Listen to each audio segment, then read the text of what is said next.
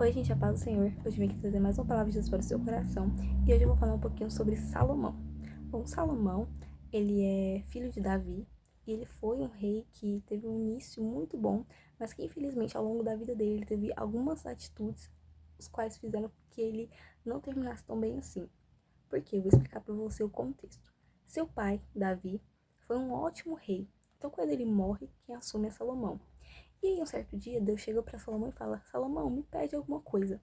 E Salomão vai e pede sabedoria. E Deus dá para ele sabedoria. E por causa desse pedido dele, Deus fala para ele: eu vou te dar riqueza, eu vou te dar fama. Então, só para você ter uma ideia, ele era tão sábio que pessoas de todos os lugares vinham até ele para se consultar, trazendo presentes, ouro, prata. Ele construiu um enorme palácio, templo. Ele era muito famoso, muito rico e muito sábio.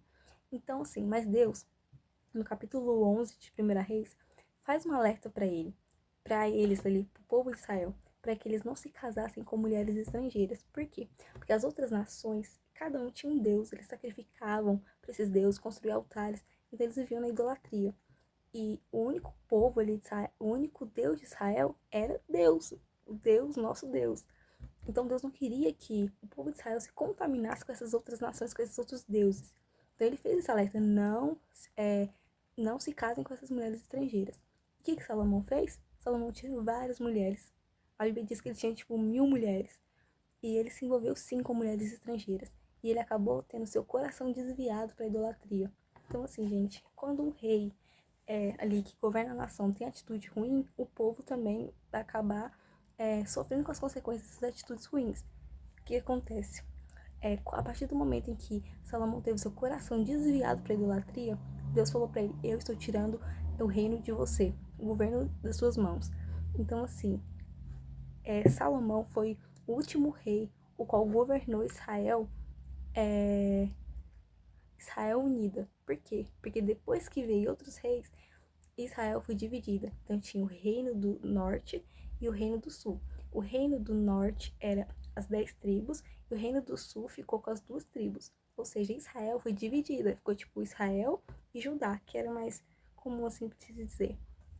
O que a gente aprende com isso? Por que você tá falando tanto disso, Daniela? É que assim, Deus, ele fala para nós as nossas fraquezas, ele fala o que a gente não deve fazer. O pecado tá batendo na nossa porta e Deus fala: não faça isso, você sabe que isso é sua fraqueza, você sabe que você vai cair se você fizer isso. O que a gente faz? Desobedece e acaba caindo no erro que Deus nos avisou.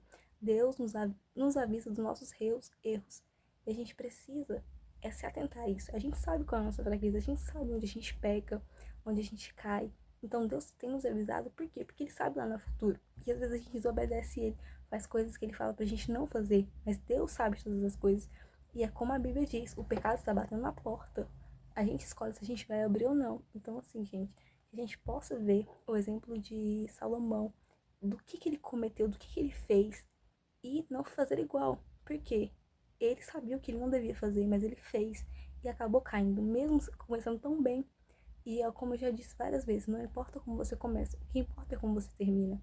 Então, se você sabe o que não é para você fazer, o que Deus tem falado para você vigiar e não fazer, não faça. Obedeça ao Senhor.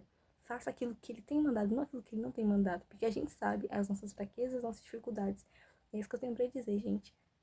Não faça aquilo que Deus tem falado pra gente não fazer. Vigie, pois o pecado está batendo na porta e a gente escolhe se a gente vai abrir ou se a gente vai fechar a porta para ele não entrar. Amém?